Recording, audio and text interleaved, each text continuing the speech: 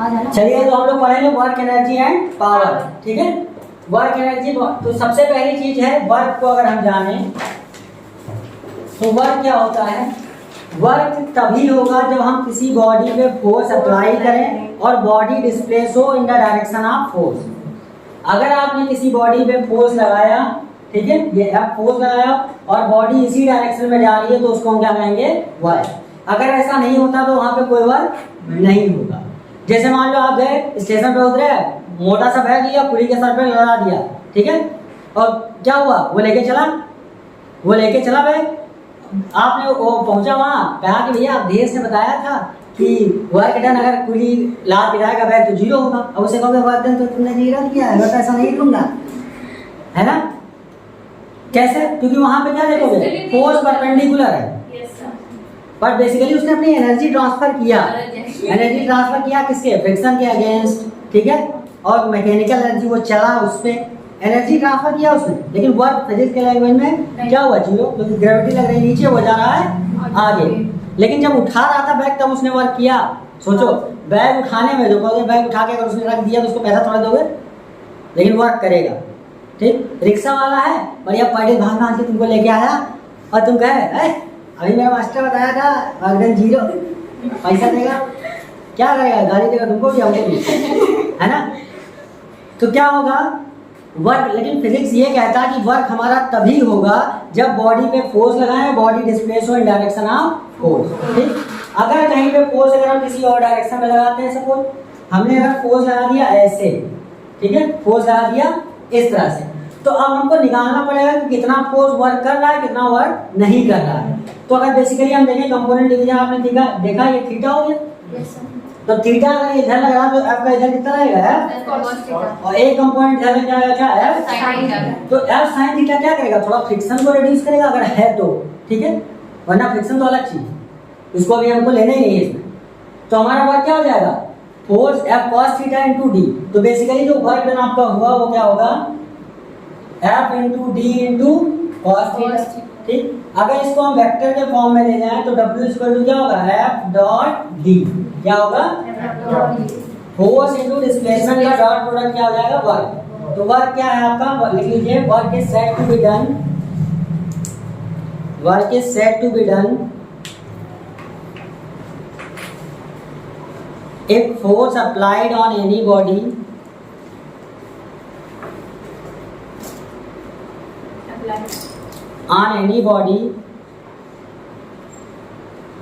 and body will displaced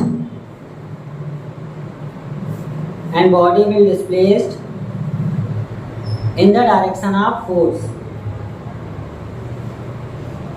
ठीक है, अब वो अगर निकलेगा कैसे बेटा, W equal to f d cos theta, या H को कह सकते हैं W equal to f into d. Note कर लीजिए फटाक से। आप देखो बेटा सवाल लिखिए, क्वेश्चन जैसे आया, लिखिए a body of mass,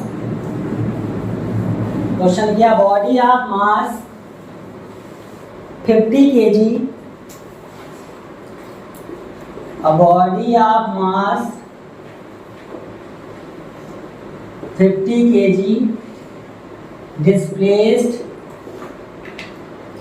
from 4,2,6 to 8,4,9 meter by a force of 2I plus 4J minus 3K Newton। Calculate work, क्या निकालना है, वर्क। अब देख बेटा आपको मैंने सिखाया क्या, दो वेक्टर हैं तो डिस्प्लेसमेंट आप निकाल सकते हो। जब आपको कोऑर्डिनेट दे दिए गए तो दो वेक्टर आप निकाल सकते हैं ना। अगर आप इसको कहते हैं वेक्टर ए और इसको कहते हैं वेक्टर बी, तो वेक्टर ए को हम क्या लिखेंगे, 4i plus 2j plus 6k, और वेक्टर बी क्या है, 8i plus 4j plus 9k। ये हो गया। आप देखिए बेटा आपको कहां से कहां गए हैं, आप ए से बी गए हैं, कहां गए ए से, यानी डायरेक्शन क्या है, ए टू बी। तो वहां ए टू बी का डायरेक्शन, तो एरो किधर होगा, बी की तरफ होगा, एरो किधर होगा, बी की तरफ। तो ये वेक्टर निकलेगा कैसे, अगर डिस्प्लेसमेंट को हम कहूं तो क्या हो जाएगा, vector b minus vector a, displacement vector यहाँ पे क्या हो जाएगा, वेक्टर बी माइनस वेक्टर, अब इसको कर दिए तो क्या बचेगा, ये डिस्प्लेसमेंट वेक्टर आपका आ गया 8 माइनस 1 4i, फिर प्लस 2j प्लस 3k, ये आ गया क्या आपका डिस्प्लेसमेंट वेक्टर। फोर्स आपको दिया गया है ना, फोर्स आपको दिया गया है। वर्क क्या होता है, सिंपली आपका वर्क होता है एफ और डी का डॉट प्रोडक्ट, एफ और डी का निकाल लीजिए फटाक से।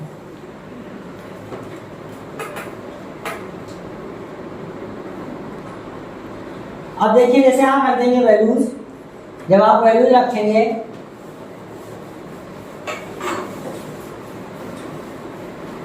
जब वैल्यूज रखेंगे, देखिए फोर्स आपका कितना था,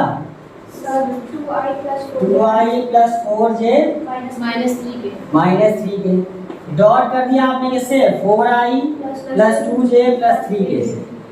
सीधे हमने कहा था आई डॉट आई क्या होता है 1, अगर नहीं आता तो वीडियो जाके देखिए इसके लिए 2 into 4 प्लस 4 into 2 माइनस 9, कितना आया, ये 4 ये हो गया 8 प्लस 8 माइनस 9, ठीक है, यानी कितना आएगा 7। समझ गए, ये कठिन सवाल माना जाता है 11th वाले के लिए, कोई बहुत कठिन नहीं, ठीक है, आ गया, अच्छी बात, आगे बढ़े। अब देखिए इसके बाद आता है पॉजिटिव वर्क 0 वाला। क्या पॉजिटिव वर्क कब होगा, जब थीटा की वैल्यू पॉजिटिव आया, थीटा वैल्यू पॉजिटिव कब आएगी, जब थीटा 90 से लेस होगा। क्या होगा, थीटा 90 से, आपने देख लिया ना वो एंगल किस पॉइंट में कौन पॉजिटिव कौन नेगेटिव, यानी थीटा अगर 90 से कम है तो वर्क डन क्या आएगा आपका पॉजिटिव। मैक्सिमम वर्क कब आएगा, 90 पे मैक्सिमम आएगा, cos 90 जीरो डिग्री पे, अगर 0 डिग्री पे कर रहे हैं तो वर्क डन क्या आएगा पॉजिटिव और मैक्सिमम, क्योंकि मैक्सिमम वैल्यू cos की कितनी होती है 1, अरे cos की वैल्यू 0 से -1 और -1 के बीच में ही तो रहेगा। अब देखिए तो पॉजिटिव वर्क कहा जाए, एग्जांपल बताइए, पॉजिटिव वर्क में लेता हूं, अगर पॉजिटिव वर्क में थीटा क्या हो जाए लेस देन 90, ठीक है, लेस देन 90, और वहां पे देखिए जैसे एग्जांपल क्या ले लिया, थीटा जब 0 है कोई बॉडी फ्रीली नीचे गिर रही है, work done by gravity is mgh। अभी आगे पढ़ेंगे आप, वर्क डन ग्रेविटी क्या हो जाएगा mgh, ये क्या है पॉजिटिव वर्क, ठीक। दूसरा क्या है नेगेटिव वर्क, नेगेटिव वर्क कब होगा, अगर मान लो थीटा को क्या रख दूं 180, क्योंकि बेसिकली हमको वर्क तभी पढ़ना जब फोर्स लग रहा हो in the direction of displacement, ठीक है। तो यहाँ पे देखिए थीटा 180 रखते हैं तो क्या हो जाएगा work done negative, negative work कब होगा, क्या 90 से ग्रेटर। अब जरा पॉजिटिव और नेगेटिव वर्क का मतलब समझिए क्या है, अगर कहीं पे कहा जाए वर्क डन पॉजिटिव है तो उसका मतलब क्या है, वर्क डन नेगेटिव है तो क्या मतलब है बताइए, जरा देखिए यहाँ पे, ये कोई बॉडी ऊपर से नीचे आ रही है, तो उसी डायरेक्शन में फोर्स ऊपर से क्या आ रही है नीचे, ऊपर से जब नीचे आएगी तो क्या होगी एनर्जी, इसके बाद एनर्जी है, इसके बाद एनर्जी कितनी mg है, जब नीचे आएगा तो उतनी एनर्जी क्या करेगी देगा ना, तो जब एनर्जी मिल रही है हमको तो क्या हो गया पॉजिटिव, ठीक है, और अगर हमको लगाना पड़ा तब क्या मिल गया नेगेटिव, अब हम उसको ऊपर लेके जा रहे हैं तो क्या हो जाएगा नेगेटिव, क्योंकि इसके पास यहाँ पे रखा है कोई मतलब नहीं है, इसको एक्सपोनेंशियल एनर्जी पहुंचाना है ना, तो उतनी एनर्जी इसको हमें सप्लाई करना पड़ेगा तभी तो जाएगा, समझ ले। इसीलिए क्वेश्चन आता है कि भैया आप बताइए कोई वाटरफॉल है वहां से पानी गिर रहा है, क्या है वाटरफॉल वहां से पानी गिर रहा है, तो बताइए नीचे जो वहाँ पानी गिर रहा है वहां का टेम्परेचर ज्यादा होगा या कम, और अगर ज्यादा या कम होगा तो क्यों बताइए, अरे पानी जब ऊपर से गिर रहा है तो ऊपर उसके पास पोटेंशियल एनर्जी है, पानी जब नीचे गिरा तो उसके पास क्या हो गया काइनेटिक एनर्जी, ठीक है, बहने लगा उससे, लेकिन वो पोटेंशियल एनर्जी जब ट्रांसफर होती है तो पूरी काइनेटिक में तो कन्वर्ट नहीं होगी, लेकिन वो पोटेंशियल एनर्जी किसमें कन्वर्ट होती है हीट में, इसलिए नीचे का पानी गर्म रहता है जहाँ पानी गिरता है, तो कभी स्नान करना हो तो बढ़िया जाइए कहाँ वाटरफॉल पे करिए जहाँ पानी गिर रहा हो ऊपर से, ठीक, थोड़ा गर्मी महसूस होगी, समझ गए ना। तो यहाँ आप समझ लीजिए पॉजिटिव वर्क डन है। अब जीरो वर्क पे आइए, जीरो वर्क पे आइए, ये सब 10th की बातें हैं। जीरो वर्क में क्या होगा, जब थीटा कितना हो जाए 90, बहुत अच्छा है भाई साहब। एक पुली था, बहुत पुराना एग्जाम्पल है, खोपड़ी में तुमने उसको लगाया सामान, बेचारा आगे जा रहा था और तुमने पैसा नहीं दिया, तुम्हारा फिजिक्स का मास्टर भी गाली खाया और तुम भी। तो वर्क यहाँ थीटा देखिए कितना है 90, डब्ल्यू वर्क होता है डी cos 90, cos 90 लगा के क्या हो गया 0, तो वर्क क्या आ गया 0। चलिए सर्कुलर मोशन में चल रहे हैं, सर्कुलर में भाई साहब सर्किल में मोशन कर रहे थे, ठीक है, यूनिफॉर्म सर्कुलर मोशन कर रहे थे। कैसा कर रहे थे, यूनिफॉर्म सर्कुलर मोशन कर रहे थे भाई साहब। फोर्स लगा रहे थे अंदर की तरफ, सेंटीमीटर, आप कोई चीज घुमाते हैं अंदर की तरफ फोर्स लगाते हैं, फोर्स लगाते हैं आप अंदर की तरफ, बॉडी डिस्प्लेस की तरफ हो रही है, बाहर की तरफ। अरे बाहर क्यों हो रही भाई, वो अंदर की। अरे यहाँ पे अगर देखें तो डिस्प्लेसमेंट बाहर की तरफ तो इधर है, टेंजेंशियल डिस्प्लेसमेंट इधर है, ये वाला डिस्प्लेसमेंट इधर है ना। अंदर खींचा ना ऑब्जेक्ट को। अरे तो क्या ऑब्जेक्ट अंदर आती है, सर्कुलर मोशन से करते हो तो कहीं तक तुम्हारा खोपड़ी लग जाता है, जैसे आप ऐसे घुमाएं, यस सर। फोर्स लगाए अंदर, लेकिन ईटा गया इधर, ठीक। ऐसा तो है कि तुमने ऐसे घुमाना शुरू किया ईटा बांध के, जैसे देखो जैसे मैं ये कर रहा हूँ, देखिए मैंने ये शुरू किया, इसको घुमाना पकड़ा ऐसे, देखिए हेडफोन है मेरा, एक मिनट, मैंने इसको सर्कुलर मोशन में करा रहा हूँ, ऐसे ऐसे घुमाना शुरू किया है, मैं फोर्स किधर लगा रहा हूँ, अंदर की तरफ लगा रहा हूँ फोर्स ना। बॉडी चल कैसे रही है, बाहर, हर समय इसकी डिस्प्लेसमेंट अगर किसी पर्टिकुलर टाइम पे कहें डिस्प्लेसमेंट किधर है तो किधर होगा, अरे इससे होगा, इसका मतलब किधर है, टेंजेंट के अराउंड। और बहुत बेसिक से पढ़ते हैं कि टेंजेंट रेडियस पे परपेंडिकुलर होता है, क्या होता है टेंजेंट रेडियस पे, जब रेडियस टेंजेंट पे परपेंडिकुलर होगा तो work done by the centimetre force क्या हो गया 0। समझ गए क्यों, वो समस्या वाली बात, रेड मान लो। तो देखिए हमने लिखा work done positive negative 0 work, ठीक। आप देखिए work done by variable force, अभी तक क्या था बेटा कि आप फोर्स कैसा लगा रहे थे, कांस्टेंट,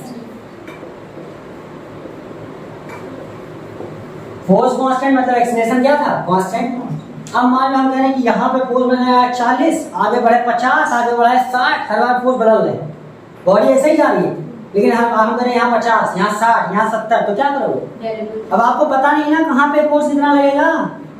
जैसे मैं कहूँ किसी बॉडी को मैं डिस्प्लेस करना यहाँ शुरू किया, यहाँ लगाया 50, फिर लगा दिया 40, फिर लगा दिया 60, अब कहाँ पे कितना फोर्स लगाया, कितना डिस्प्लेसमेंट हुआ, इसके बारे में बता। तो इसके लिए हम क्या करते हैं, इंटीग्रेशन। आपको इंटीग्रेशन सिखाया था ना, इसको अगर मैं छोटे छोटे पार्ट में तोड़ दूं तो क्या हो जाएगा, हमको आसानी से पता चल जाएगा, क्योंकि अब ये फोर्स जब लगना शुरू हुआ तो कुछ टाइम के लिए लगेगा ना, अलग अलग टाइम के लिए हर फोर्स लग रहा है, और जैसे डिस्टेंस बढ़ा जैसे हमारा फोर्स भी बदल गया। अगर मान लो डिस्टेंस हमने बढ़ाया फोर्स बदल गया, मान लो मैंने किसी का दे दिया फोर्स, भैया फोर्स आपका x का फंक्शन है 4x² + 2x, फोर्स क्या दिया, डिस्टेंस का फंक्शन 4x² + 2x। मैं कह दूं कि आपसे बताइए जब मैं 3 मीटर से 6 मीटर तक गया कितना वर्क किया, आपको डब्बा बिल मीटर चालू, मैंने पढ़ा F.D F × D cos theta, यहाँ तो कहानी खत्म होगी ना। तो यहाँ पे भाई साहब पैदा होंगे इंटीग्रेशन, जो मैंने सिखाया था तोड़ के जोड़ना। देखिए ग्राफिकली समझिए क्या होता है, अभी तो आप इसका फील ले आए कि क्या है, इससे कैसे मतलब है, ठीक। क्योंकि यहाँ वहाँ पे जब कांस्टेंट फोर्स है तो हमने बेसिकली FD cos थीटा कर लिया, हमको कोई समस्या नहीं हुई, लेकिन अब डिस्टेंस के साथ फोर्स वेरिएबल है तब तो क्या हो जाएगा, हमको कुछ अलग तरीका ढूंढना पड़ेगा ना। तो बेसिकली मान लीजिए मैं फोर्स और डिस्प्लेसमेंट का ग्राफ बना रहा हूँ, फोर्स और x यहाँ पे क्या है डिस्प्लेसमेंट, फोर्स और डिस्प्लेसमेंट का मैं ग्राफ बना रहा हूँ। मान लीजिए मेरा ग्राफ कुछ ऐसे है, टीम फोर्स कैसा है, वेरिएबल, ठीक। अब हमको कह दिया कि वर्क डन बताइए भाई साहब, क्या बताइए। तो हमारा छोटा सा मानना ये है कि इसको हमने छोटे पार्ट में तोड़ लिया और फिर तोड़ के सबको अलग अलग जोड़ दिया, दैट इज इंटीग्रल। आपने क्या लिया, मान लो यहाँ पे ले लिया dx एलिमेंट, क्या ले लिया, तो इस छोटे से बहुत छोटे डिस्टेंस के लिए फोर्स कांस्टेंट आप ले सकते हैं ना, अगर बहुत छोटा डिस्टेंस हो तो उस समय के लिए हम फोर्स कांस्टेंट ले सकते हैं। तो इतना पार्ट के लिए वर्क डन हमारा क्या हो जाएगा, dw बेसिकली क्या हो जाएगा, F डॉट क्या हो गया dx। अब हमको पूरे के लिए निकालना है, तो वर्क डन की लिमिट कहाँ जाएगी, 0 से w, 0 से आपने w, क्योंकि पहले डिस्प्लेसमेंट हमने 0 शुरू किया, अगर मैंने 0 से चलना शुरू किया है तो, ठीक। अब देखिए यहाँ मान लो हमने क्या किया, F into D x. F क्या हो गया आपका, F होगा फोर्स इंटू डी एक्स का इंटीग्रल, कहाँ से, x1 से x2। तो बेसिकली जो वर्क आपका निकल गया है वो क्या हो जाएगा, integral F dot D x x1 से x2। अब आपका जो सवाल था वो आसान हो गया, नहीं हुआ? जो मैंने आपको सवाल दिया था लिख लीजिए, find work done from x is equal to 1 to x is equal to 3 if force applied is F is equal to 2x square plus 4x। क्या कह दिया, 2x square plus, अब कर लेंगे आप लोग, नहीं कर लेंगे? इंटीग्रेशन करना तो बहुत सिखाया ना, सब कर लेंगे, चाचा एवं चाचीज कर लीजिएगा। वर्क डन हो गया आपका। हाँ तुम तो आ ही नहीं, वीडियो देखो बेटा, वीडियो को देखो 2-3 बार, मेरा व्यू बढ़ाओ, फिर समझो। x1 से x2, x1 यहाँ पे लिमिट क्या हो गया बेटा, 1, ये क्या हो गया 2, ये हो गया 2x square plus 4x into dx। तो आपका काम हो गया आसान। वर्क डन निकल गया, नहीं निकल गया? Work done by variable force का मतलब आप लोग समझे, प्रिंट कर दीजिए।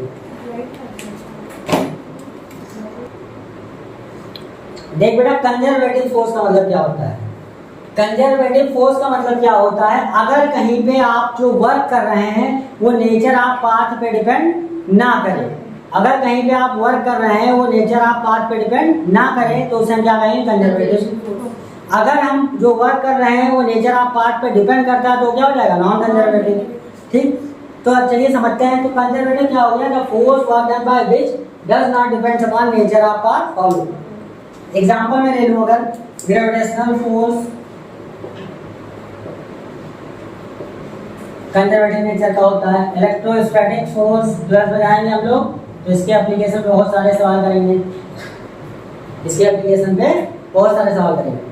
कंजर्वेटिव फोर्स क्या होता है कि नेचर ऑफ पाथ पे डिपेंड नहीं करता, इसीलिए बेसिकली हम कर जा सकते हैं work done equal to change in energy. अगर कोई कंजर्वेटिव है तो उसके लिए डेल्टा जो डेल्टा W है उसको हम कह सकते हैं U final minus U initial.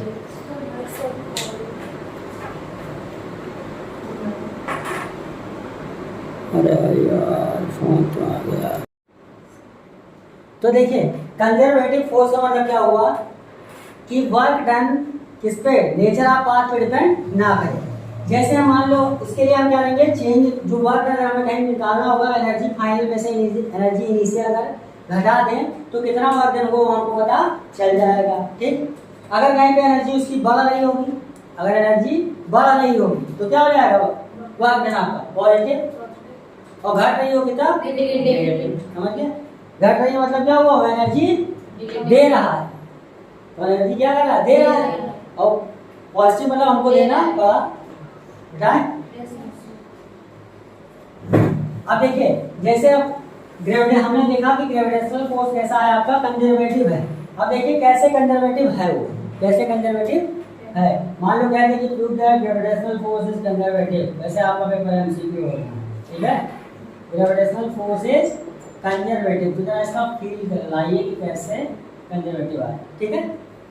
पहले मान लो मैं कह रहा हूँ, मैं क्या कर रहा हूँ, किसी बॉडी को ऐसे ऊपर, किसी बॉडी को यहाँ से ऊपर जाना है, कहाँ जाना है, ऊपर। तो वर्क डन जो आएगा वो बेसिकली फोर्स लगेगा, इसमें कितना एम जी लगाना पड़ेगा, डिस्प्लेसमेंट कितना होगा h, और एंगल क्या है 0, इसी तरफ लेके जा रहा है। वर्क डन जो हम कर रहे हैं, किसी m मास की बॉडी को यहाँ से यहाँ तक लेके, वर्क डन को कितना बड़ा करना पड़ा, m जी। दूसरा मैंने कह दिया कि भैया सीढ़ी बना लिया हमने, अब सीढ़ी से लेके जाएंगे सामान को, क्या करेंगे, सामान को सीढ़ी से लेके जाएंगे, हमको पहुंचाना है, इसको सीढ़ी से पहुंचा देंगे, स्टेयर से गए, किससे गए, स्टेयर से। अब m मास की बॉडी है, पहले इसको इधर ले जाएंगे इतना, फिर किधर ले जाएंगे, इधर ले जाएंगे, ले जाएंगे नहीं ले जाएंगे। तो जब इसको इधर ले जा रहे होंगे तो ग्रेविटी का फोर्स इधर लगा है नीचे, ग्रेविटी का फोर्स इधर लगा है नीचे, लेकिन हम जा किधर रहे हैं, इधर, तो वर्क क्या हो गया, वर्क क्या हो गया। और आपका ये सीढ़ी बनाने का सिद्धांत होता है कि अगर ये लेंथ आपकी h डैश है तो जो हाइट आप जितने छत पे आपको जाना है वो होगा l इंटू h डैश के बराबर। आपको उतनी वर्टिकल सीढ़ी बनानी पड़ेगी, उतनी वर्टिकल सीढ़ीज का सम हाइट के बराबर होना चाहिए। अगर घर में सीढ़ी लगी है तो सारी सीढ़ी का सम जो वर्टिकल हाइट है उसका सम क्या होना चाहिए, आपकी हाइट के बराबर, वरना छत पे नहीं पहुंचेगी। ठीक, यहाँ से हाइट जो तो n इंटू एच के बराबर है। तो यहाँ पे हमने देखा कि वर्ग लिया 0, ऐसे यहाँ से यहाँ वर्गन 0, यहाँ से यहाँ वर्गन 0, यहाँ से यहाँ वर्गन 0, यहाँ से यहाँ। ऐसे कहोगे सर मैं तो सीढ़ी पे ऐसे चलता ही नहीं हूँ, मैं तो ऐसे ही चलता हूँ, है ना। तो उसमें क्या होता है, सीढ़ी पे आप ऐसे नहीं चलते, अगर सीढ़ी थोड़ी लंबी होती तो आपको ऐसे चलना पड़ता।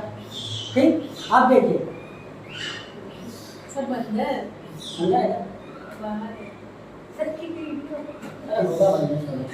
मंदिर माना की सब आते रहेंगे, तुम लोग मंदिर से कम चलिए हो गया। अब देखो अंदर ही क्या पड़े, अंदर क्या कहाँ बैठा गेट पे, अरे तो बैठा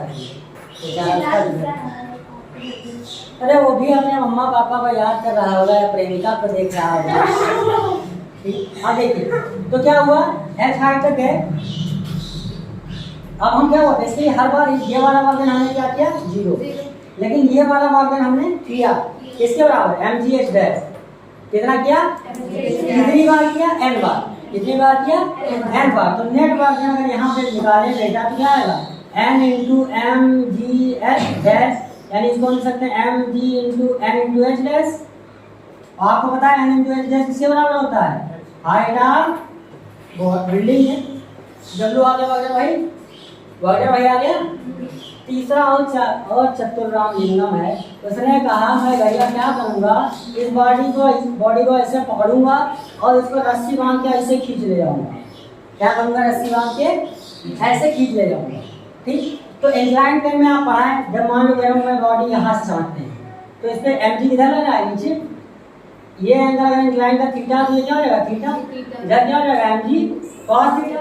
और ये नीचे जाने किससे मदद करेंगे, mg, यानी इसके जस्ट इतना बराबर फोर्स लगाना पड़ेगा ऊपर जाने के लिए, लगभग इतना फोर्स लगाना पड़ेगा। वो फोर्स कितना होगा आपका, mg sin थीटा। डिस्प्लेसमेंट क्या हो जाएगा, ये l, डिस्प्लेसमेंट क्या हो जाएगा, l डिस्प्लेसमेंट हुआ, फोर्स आप बदल गया, वर्क निकाल सकते हो। वर्क क्या होगा, f d cos 0, तो इधर ही जा रहे हैं। फोर्स कितना लगा है, mg sin theta into displacement क्या है, l है। अगर यहाँ से बेसिकली देखें साइन थीटा तो क्या होगा, परपेंडिकुलर अपान हाइपोटेन्यूज, परपेंडिकुलर अपान परपेंडिकुलर। अगर आपको देखें तो क्या है, आई टी तो है और हाइपोटेन्यूज क्या है, एल। तो साइन थीटा के जगह हम क्या ले सकते हैं, mg into H by L into L, L खल्लास, क्या बचा।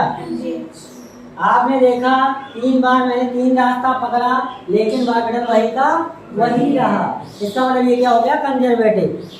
अब आ जाए नॉन कंजर्वेटिव, तो जो ऐसा नहीं करेंगे, जैसे फ्रिक्शन एरिया, ये रास्ता खुरदुरा चले जा रहा, सारी चप्पल घिस गई, फ्रिक्शन वर्क क्या करेगा, ज्यादा। एक तो भैया थोड़ा स्मूथ है, टाइल पे चल रहे हैं, तो क्या होगा, फ्रिक्शन वर्क कम करेगा, आपका चप्पल कम घिसेगा। गिर सकते हो वो अलग बात है, लेकिन ये है कि आपकी चप्पल कम घिसेगी, यानी फ्रिक्शन ने क्या किया, कम वर्क किया। जब आपकी चप्पल ज्यादा घिसा दिया तो वर्क ज्यादा किया। तो वर्क डन बाय फ्रिक्शन कैसा है, नॉन कंजर्वेटिव। ठीक है, समझ गया। तो फ्रिक्शनल फोर्स कैसा होता है, नॉन कंजर्वेटिव। नोट कर लीजिए बस। आज के लिए इतना ही, आप लोग बने रहिएगा आगे की अपडेट के लिए।